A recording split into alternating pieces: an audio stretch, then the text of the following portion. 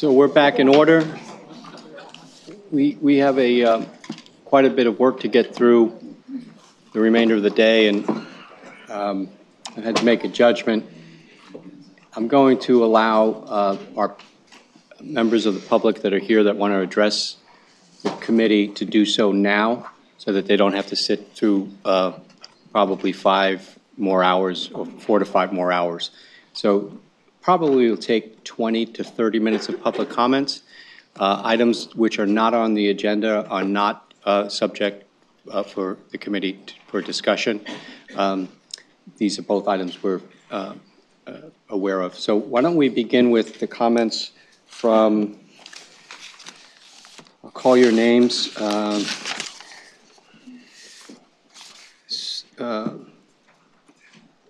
Okay, so there seems like there's a group here. Mitra Ellie, Isabel Ponce, William Rodriguez. Are you speaking as one? No, we're going to have individuals. Individual. Yeah, Individuals. Yeah, in the interest of saving paper, we just did one sheet, but each one. So you're all speaking for the full 3 minutes each? Yes. I don't know. No. You're not here. Oh, you're not here. Yeah. Okay, so you were being, okay, so you have 1, 2, 3, 4, 5 people listed that want to speak. Okay? That's correct. Yes. And then Ken Trey as well. Where's Ken? Ken. Okay, Ken, old friend Ken. Okay, Ken, no storytelling. Thodoh. That's me. And how do you pronounce your name? Todo. Thodoh, you're on. Okay, thank you so much. Good afternoon, trustee and the staff. My name is Todo. I'm the organizing director of Unite Here International Union. And I've been here to a few meetings, so you probably recognize my presence. Our membership is 270,000 strong. We are hospitality workers who work in the casino, in airport, airlines, catering, hotel, restaurant, and private clubs in every major city in the US and Canada. Here in California, we are 60,000 workers strong. Over the last 29 years, I have had the privilege to work for Unite Here, and for most of those years, I have been working with workers who are not in the union, but like the Pullman workers who want to organize and become part of the union. I have witnessed the fear they face when they step out of the shadow and make the support of the union known. The fear of being harassed while at work, being singled out by managers, being blamed for the changes, being intimidated, the fear of being fired when your livelihood and your family depending on your job. These fears are real because of those things actually happen and are happening right now at the Pullman. You will hear from the worker today. This is why our union is calling for a labor peace agreement at the hotel. The labor peace agreement would grant workers a card check process with an employer commitment of neutrality. And this is really important, the commitment of neutrality. Neutrality means management stay out of it, and women stay out of it. No threats, no intimidation, no interrogation. Unfortunately, this is what's happening right now at the Pullman. A labor peace agreement could also include a commitment from our union to refrain from pickets, strike, or other disruptive activity that bring about economic costs for Caltra's investment. Thank you for what you have done so far. I really sincerely say thank you for what you have done so far. Your interest in the situation has already made a difference on the campaign. Please continue to that path. Your leadership will help delivering a resolution for these workers and Caltra's beneficiary. Now I would like to invite 3 Pullman workers to the podium who can talk about the current situation at their hotel. First, I'd like to introduce Mitra Ellie, and then Isabella Ponce, and William Rodriguez.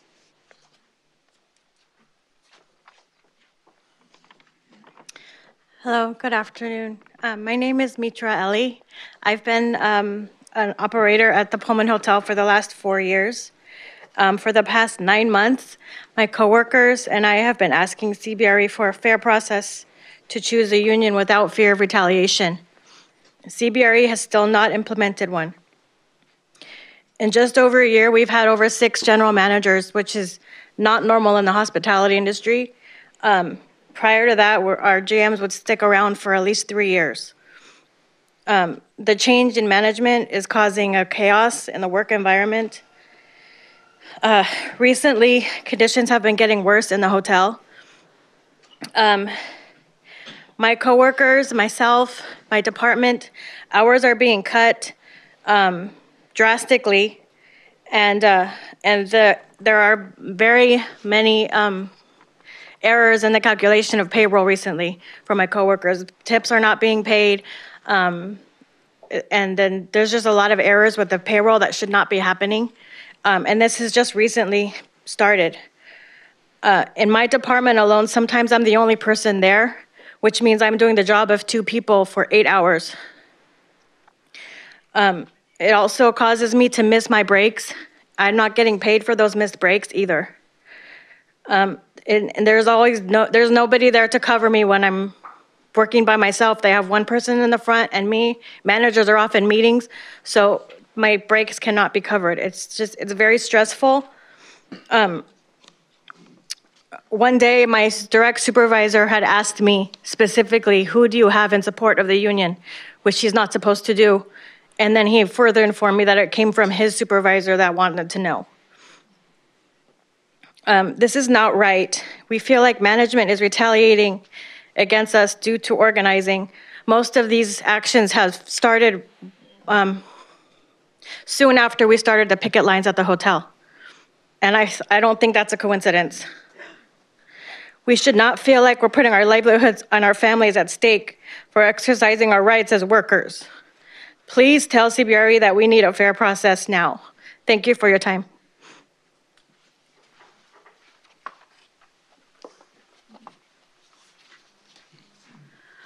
Buenas tardes a todos. Mi nombre es Isabel Ponce. He trabajado como housekeeping en el Hotel Pullman por 19 años. Hello to everyone. My name is Isabel Ponce. I've worked as a housekeeper at the Pullman Hotel for 19 years. Estoy aquí hoy con mis compañeros de trabajo porque queremos un proceso justo para elegir la unión sin intimidación o represalias. I'm here today with my coworkers to ask for a fair process to organize the union without threats or intimidation. Hace 2 meses comenzamos a manifestar afuera del hotel. Desde entonces, la compañía empezó a hacer reuniones con todo el departamento. En housekeeping, dijeron que nunca nos van a dar un proceso justo para organizar, que podrían cortarnos horas por acciones afuera y que no necesitamos un sindicato. 2 months ago, my coworkers and I started picketing outside the hotel. Since then, the company has started having department meetings. In the housekeeping meeting, they told us that they were never going to give us a fair process, that our hours could be cut because of the actions outside, and that we didn't need the union. Me sentía desesperada, que las condiciones de trabajo no van a mejorar. Y sentía miedo continuar organizando, porque no quería poner mi trabajo en peligro. So I felt hopeless that my working conditions weren't going to improve, and I was afraid that continuing to organize could cost me my job. Después de eso, la gerencia cambió la forma en que inspeccionaban los cuartos del hotel. Antes solo los supervisores inspeccionaban los cuartos. Ahora el manager general, el director de operaciones, la directora de housekeeping y la directora asistente chequean los cuartos todos juntos.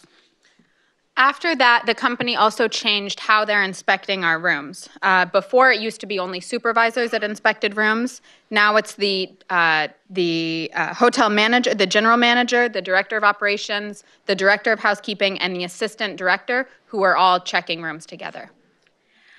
Han sido extremadamente exigentes durante las inspecciones. Exigentes que corrimos para terminar a tiempo.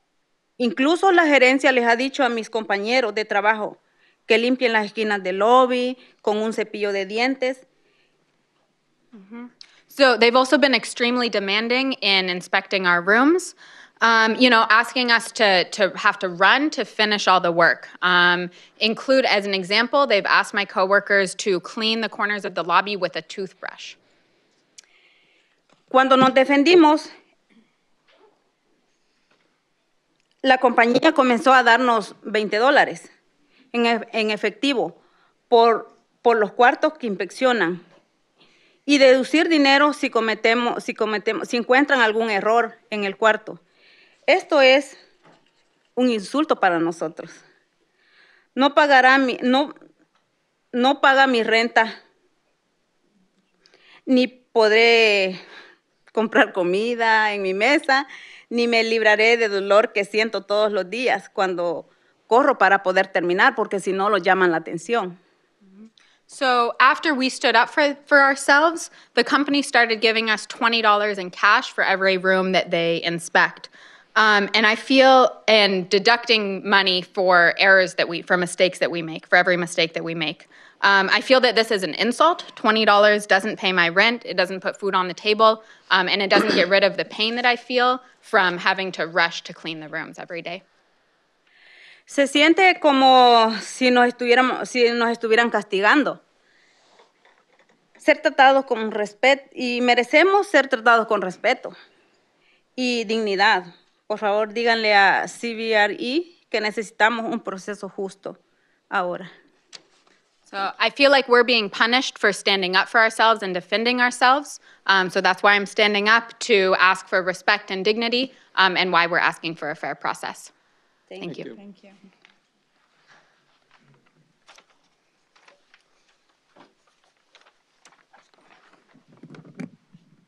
William Rodriguez? Yes. William.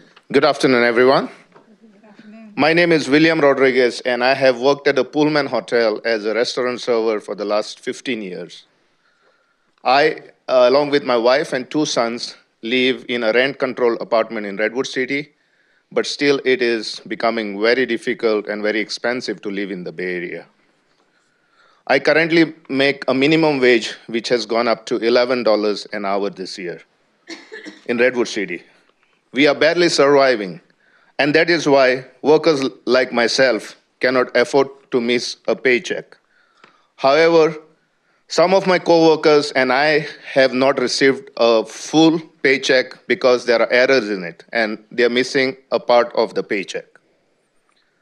When we ask the management to rectify this error, they offer little or no help. And for this reason, since we feel this is not right, we have filed a wage claims with the California Division of Labor Standards Enforcement. And we are asking for a fair process without fear of retaliation. In December, we started picketing the hotel to let the guests know that we need a fair process, and many of our guests have been sympathetic towards us. After this, the management have held several meetings at the hotel with my coworkers, and they have said that we would lose hours if we continue to picket at the hotel, which is a kind of retaliation and fear tactics. And many of my coworkers have felt intimidated because of this. So a week ago, we organized a huge rally in front of the hotel and invited our community and elected representatives to support the rally, and they were there. Over 80 workers and community members showed up, and our speakers included San Mateo County Supervisor David Canepa, Redwood City Councilwoman Shelley Macer, Sequoia District School Board Member Georgia Jack, San Mateo County Community College Board President Richard Holober. Our supporters are not only aware of what is going on at the hotel, but they are also actively engaged. And over 70% of my coworkers and I are committed to continue picketing until we obtain the justice we deserve. And here I am asking you to tell CBRE to please allow us a fair process. And I thank you sincerely for your attention to this issue. Thank you. Samir? My name is Samir Santi. I work for Unite Here, Local 11 in Los Angeles. I want to begin by saying we very much appreciate the efforts CalSTR's staff have made to address the ongoing situation at the Pullman Hotel. Mr. DeRay, Ms. Maley, Ms. Jimenez have throughout been responsive to our concerns and have taken concerted steps to help resolve the dispute with CBRE Global Investors, the general partner of the fund which owns the Pullman. As you know, CBRE currently manages more than $3 billion of CalSTR's capital. Unfortunately, CBRE has not agreed to the one thing that will achieve a resolution, a labor peace agreement which ensures that A, CalSTR's investment is protected from the economic costs associated with a labor dispute, and B, that Pullman workers are entitled to choose whether they want to form a union free of intimidation, retaliation, and any other anti-union activity. Such labor peace agreements are the standard in the Bay Area hospitality industry and in many other markets across the country. CBRE tells both of us that we should just use an NLRB election procedure. Meanwhile, CBRE is litigating with the NLRB over treatment of its own employees. Just this past November, an administrative law judge with the NLRB itself found CBRE Group, the parent company of Global Investors, in violation of federal labor law due to the company's continued use of forced arbitration agreements that prevented its own employees from bringing NLRB charges. CBRE has appealed the decision to the full NLRB. Forced arbitration agreements like those at issue in the NLRB case have been in the news recently. As you may know, a bipartisan group of Congress members has presented legislation to prohibit use of forced arbitration for sexual harassment claims, and Microsoft recently became a corporate leader in abandoning the practice. In 2007, CBRE settled a class action sexual harassment lawsuit that alleged, quote, severe and pervasive sexual harassment and a, quote, sexually hostile, intimidating, and offensive work environment at CBRE. CBRE Group settled the aforementioned class action suit with no admission of wrongdoing. Unlike Microsoft, it has not agreed to abandon the practice of mandatory arbitration. I have with me copies of a short report on this issue that I'd be happy to share with board members. We know you're going to be discussing the responsible contractor policy later on today. And we just want to say, we believe that labor peace agreements like the one we've proposed at the Pullman Hotel would go a long way towards mitigating the risks associated with labor disputes, and that it is very much in the fiduciary interest of the fund to encourage investment managers to pursue such agreements before labor disputes like this one have to come before the board again and again. We very much look forward to continuing to work with staff and board members to find a resolution to this issue. We also urge the board to invite CBRE to provide an answer or to provide an update on the situation at the next regularly scheduled board meeting. Thank you very much for your attention to this matter. Thank you. Ken Trey?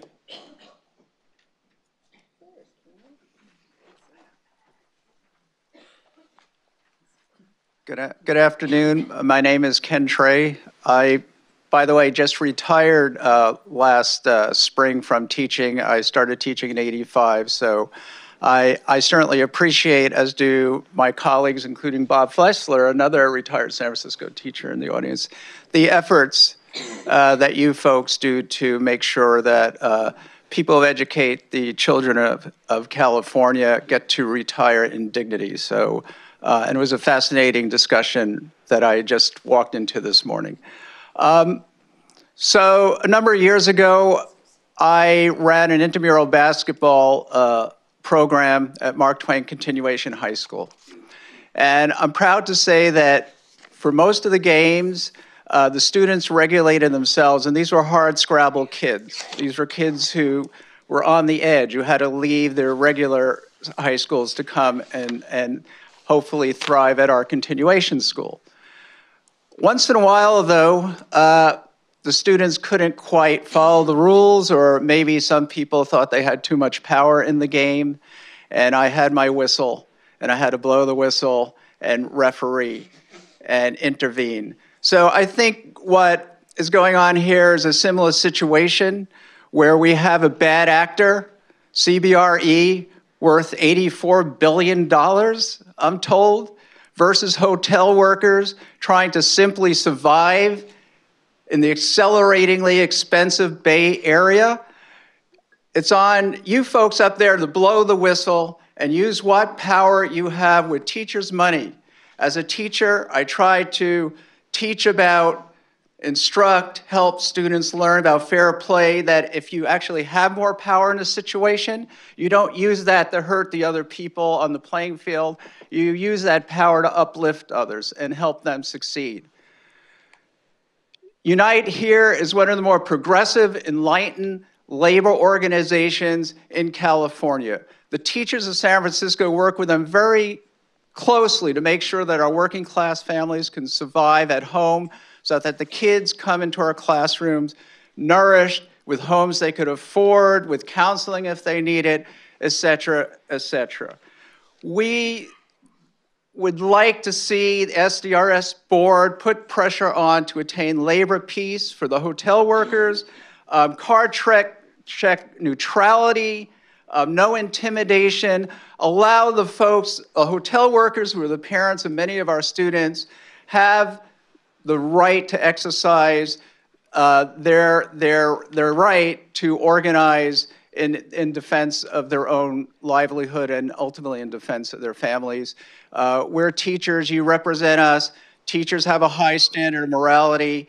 The money we've earned that you're now investing, and that the money that the people of the state of California put in, should not be used to support bad apples like CBRE. Thank you. Thank you, Ken. Okay, no other comments on this matter. Chris, I think Ms. Hendrick has a question for you, Chris. So I'm just cognizant of the fact, I think this is the third, fourth, fifth time that we've had Unite Here folks take days off of work. Sorry, I'm just sensitive to like the cost of them coming here each time. So I get my role on this board. I'm a fiduciary of the system, and but I would love for you to be able to tell us where have we been on this process? Where are we at now? And when I read, like in the LA Times organized within months, and they were able to organize and form a union. I just want to believe that there's something more we can do to mitigate this issue, so that we just don't continue this pattern that we've had in the last 3 or 4 board member meetings. So just I recognize there's things we can do and things we can't do as fiduciaries. And so I'm very aware of that. I just wanted to know what we've done, and then are there more steps we can take to just try and resolve this matter so we can let folks go back to work. We've written, first off, you have to understand we're limited partners in a partnership. We're actually less than 8% of the partnership, so we're a small piece. But we have written to CBRE as you instructed. We've actually had phone calls with them. They have met with the union, and they have been in active engagements and dialogues back and forth. We understood that they had gotten to a point where they had an agreement about holding an election. But obviously, I wrote down the comments about intimidation. We were told there was no intimidation, but obviously we're hearing differently than that, so we'll go back to them and share that with them. We're not the only fund that Unite Here does come to and talk to about this, so I know they've heard from other CIOs as well, and CBRE is very attuned to this particular hotel and to this property, and we have emphasized the desire to get this issue resolved. And have peaceful labor neutrality and negotiation.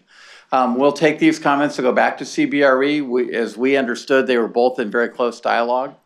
And our conversations with CBRE even happened last night because I wanted an update of exactly where we are. So we'll go back to them with this videotape and share that with them so they understand the concerns. Thanks, well, Chris. at least we'll take the comments. I don't think we'll take a videotape. I guess we'll not. Dana? Thanks, Chris. So Chris, so it's my understanding that CBRE is up here, the actual management company is in between CBRE and the labor. So is there a possibility that the right hand doesn't know what the left hand is doing within this? I mean, how much of this is being, is there a possibility that someone in CBRE is saying one thing, and somebody else in that organization is telling the management something, and that the management is carrying that out?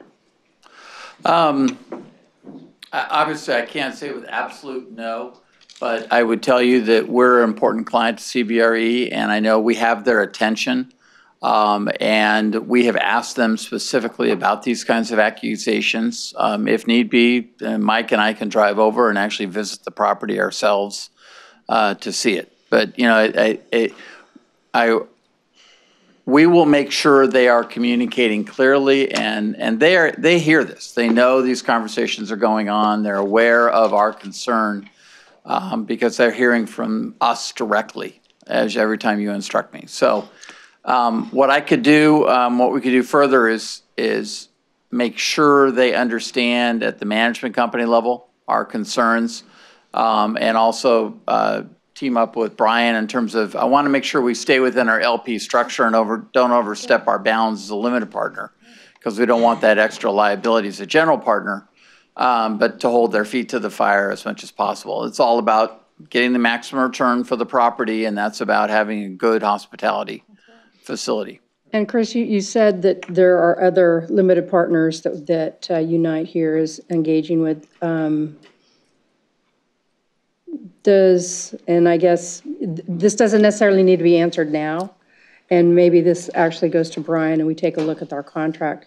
Do we have the ability to engage other limited partners along the cause?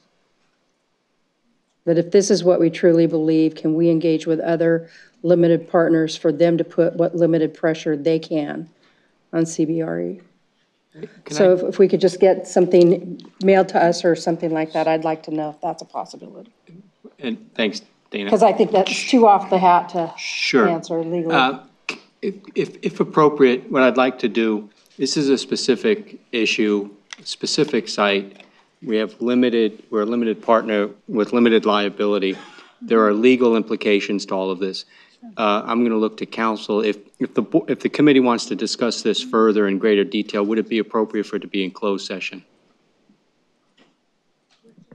There's a possibility. I mean, once we start delving into the agreement, the existing agreements, and whether we'd be in violation, we might actually have grounds for this to be a closed session item. Yeah. At least as far as we're discussing the terms of our agreements. Okay. Perfect. I think to date, we've been very clear. We expect our partners to treat all workers with respect and dignity. Our CIO has communicated that. I think it's been stated. I think I'm as sympathetic to anyone about the issues that have been raised.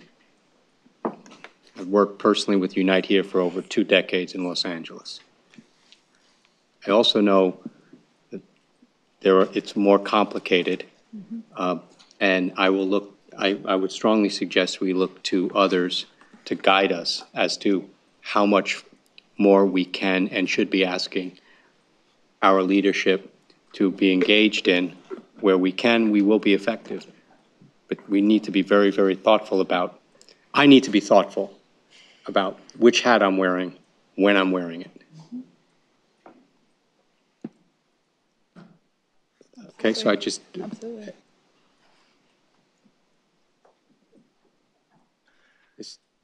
Mr. Juarez, and then we'll yeah, I was going to hold most of my comments until we got to talk about the RCP proposal. Just to say here that I do think there's more that we can do. And so I will elaborate on that when we get to the item, but I just wanted to let the people here know that they're not alone. There are other people who have been treated in the same fashion, and hopefully through the actions taken by this board that we can help cure it in whatever legal way that we can do so. I think we should try. So we'll wait till we get to item, I think it's 6. Mr. Rosenstiel. Very briefly, thank you. You know, the issue that we hear is that there's been an agreement to have an election. And the problem, I think, that is the reality is that NLRB elections are often the way in which things can be manipulated, which is why the union is asking for card checks. So I think that to say that the problem is solved because the company has said they're willing to hold an election is not addressing the issue fully.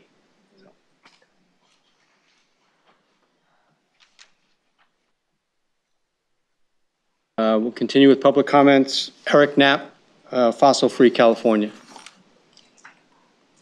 Mr. Knapp here.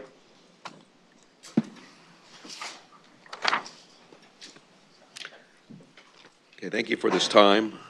Over the last 6 months, a number of cities and counties in California have filed suits against the Big Five oil companies seeking compensation for the current and future costs of adapting to sea level rises linked to climate change. The cities of San Francisco, Oakland, Richmond, and Imperial Beach have been joined by Marin, San Mateo, and Santa Cruz counties.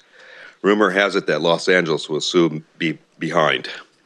They claim greenhouse gas emissions from the fossil fuel companies' activities over the last 50 years have locked in substantial sea level rises, which will cause billions of dollars worth of damage to properties and businesses. According to the complaint, the defendants have known for nearly 50 years that greenhouse gas pollution from their fossil fuel products has a significant impact on the Earth's climate and sea levels. Rather than working to reduce impacts, the complaint claims that the companies engaged in a coordinated, multi-front effort to conceal and deny their knowledge of these threats. In Marin County, Supervisor Kate Sears said within 15 years, flooding could affect tens of thousands of residents and cause upwards of $15 billion in property damage. This lawsuit is intended to shift those costs back where they belong, onto the fossil fuel companies. The city of New York is taking on these five giants because they are the central actors. They are the ones responsible for this crisis, and they should not get away with it anymore, said the New York City mayor. It's time that they are held accountable. It's time that things change in the way we do business. In addition to the litigation, New York City officials said that they expect to divest up to $5 billion in investments from companies with fossil fuel ties, even as they promise to maintain their fiduciary duty to New York's pensioners. We're using this moment to send a message to the world, said New York City Comptroller Scott Stringer. We believe a green economy is a thriving economy.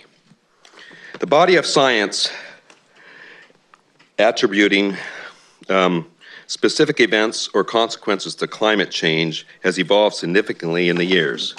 Scientists can now determine to what extent climate change made a particular event, such as a hurricane, wildfires, or drought, more likely or more extreme. Additionally, a growing body of science now exists tying a handful of major fossil fuel companies, known as the carbon majors, to the post-industrial greenhouse gas emissions. According to a 2017 report from the Climate Accountability Institute, just 100 companies are responsible for 70% of the world's greenhouse gas emissions since 1988. It would be prudent for CalSTRS to join with the cities and counties and stop engaging with the fossil fuel companies. It is time to divest. Jane Fosberg. Thank you. In 2012, New York stared climate change in the face when Hurricane Sandy thrashed the state and caused $19 billion in damages. The recent unprecedented firestorms and mudslides in California have since forced California to realize the horrendous consequences of climate change and its costs to our state. Now the City of New York is working on divesting from approximately 190 companies that own fossil fuel reserves. New York believes, and I believe, there is absolutely no contradiction between making wise investments for its people and its pensioners and protecting the planet we live on. CalSTRS, now is your opportunity to do right by the people of California and the teachers who rely on you for their pensions. This is the moment for you to invoke divestment from an industry that continues to cause so much destruction and whose future is bleak. Why a bleak future? Anthony Hobley of Carbon Tracker warns of the speed at which clean energy will dominate the energy market and suggests that those invested in fossil fuels might not be paying enough attention. There are 5 major factors that are causing the change. Regardless of the administration's agenda, corporations worldwide have committed to being powered by 100% renewable energy because it makes good business sense. 2, because energy produced by wind and solar is on average cheaper than energy produced by fossil fuels. 3, the developing world is leapfrogging fossil fuels altogether and going directly to solar installations. 4, a growing number of municipalities in California are suing big oil for global-related harms. And 5, the world's transportation system is rapidly transitioning to clean energy. Not only are EVs the future, so are electric semi-trucks recently unveiled by Tesla. This summer, electrically operated barges will haul goods on European rivers, and within a decade, EasyJet plans to carry passengers on electrically powered planes. Finally, Carbon Track and the Grantham Institute warn that fossil fuels may lose 10% of market share to photovoltaic and EVs within a decade. A 10% loss of power market share caused the collapse of the US coal mining industry. So with such dire predictions for the future of the fossil fuel industry, we at Fossil Free California were pleased to note from your online reports that over the past year, CalSTRS has sold over 2 million shares in Exxon. Considering the ongoing controversy and growing number of lawsuits against Exxon, I believe board has responsibility to make sure to make such a change public and explain why. Other investors want to follow CalSTRS' lead, and they need to know what direction that leadership is taking. Thank you. Thank you. Bill Vosberg. Good afternoon. As you know, I'm a retired teacher, and I live each month thanks to your careful prudence with my CalSTRS pension. I appreciate that. Thank you very much. I'm perplexed by your commitment to engage with fossil fuel companies. You've repeated that over and over again in the hope that affecting their behavior. 3 years ago, we saw Vice President Al Gore very diplomatically state that he was, quote, less than impressed with the willingness of carbon companies to play a meaningful role in bringing about change. And that he said that they try to, quote, give the impression they are part of the solution instead of part of the problem, but that not very many walk the walk, unquote. The CalSTRS Facebook page touts the success of getting changes in methane leak measurement. But given the incipient global warming situation, methane leaks are important but relatively minor. Can CalSTRS point to any example where engagement with a company caused that major corporation to abandon its core business? In other words, could engagement with Chevron change their minds about extracting, selling, and burning all the oil they can? That's what needs to happen if we're to avoid climate change and its attendant economic risks. The Paris Accord says the world must reduce its emissions to net zero by 2050. That's the foreseeable future, which is the only chance to avert climate catastrophe and economic chaos. In sharp contrast, however, is the response from oil companies. Rather than reduce emissions, Shell projects a 37% increase in fossil fuel use by 2040, and Exxon forecasts a 27% increase by the same year. So instead of participating in a movement to reduce net emissions, fossil fuel companies are planning a huge expansion. Meanwhile, clean energy races to dominate the energy market. Even Saudi Arabia, with its abundant supply of oil, is now installing solar fields because they produce cheaper electricity. Since oil company reserves pose a risk of becoming stranded assets, why is CalSTRS still invested? 3 years ago, Mr. Ailman conceded that regarding engagement, Exxon is a lost cause, unquote. I get that. And 2 years ago, a board member stated correctly that if the committee were to follow its ESG policy, it would have divested from Exxon. Your new list of table of risk factors includes climate change considerations, and fossil fuel companies create an undeniable effect on climate change. New York State and New York City have taken the lead by their commitment to divestment. This signals the rest of the world that these investments pose a risk to climate and pension funds. The UN is asking large investors to move away from fossil fuels. CalSTRS engagement is clearly not working. You got the opportunity now to follow New York's lead. Please do so, save our pensions, and work to save the climate by divesting from fossil fuels. Thank you. Karen Guma? I have faith in you that you are not inclined to sacrifice the long-term interest of your children and our children for the sake of short-term investment returns. But I understand that you consider your primary responsibility to be funding pensions for pensioners, and I understand that because I am a pensioner. However, let's talk about the business aspect of this. The fires in California this past year alone cost upward now of $8 billion. If you add in the cost of the hurricanes and the droughts, countrywide, let alone worldwide, you're talking about costs of climate change in the trillions. How long do you think the insurance companies are going to be willing to underwrite these losses and the taxpayers to pay for them? All this is going to eventually swing the balance of the lawsuits against the fossil fuel companies. The lawsuits are piling up, and the research on climate change is becoming more precise. The ability to assign responsibility to individual companies has increased due to recent research by the Union of Concerned Scientists. And it's soon going to be easily possible to assign monetary damages to fossil fuel companies. Sooner or later, they're going to be held liable, and when they do, it's going to pose a risk to your portfolio. Also, the falling cost of renewable energy is going to have the same effect in the long run. If Saudi Arabia can invest heavily in solar power and they can read the handwriting on the wall, why can't we? Thank you. Anyone else from the public wish to address the committee? Thank you.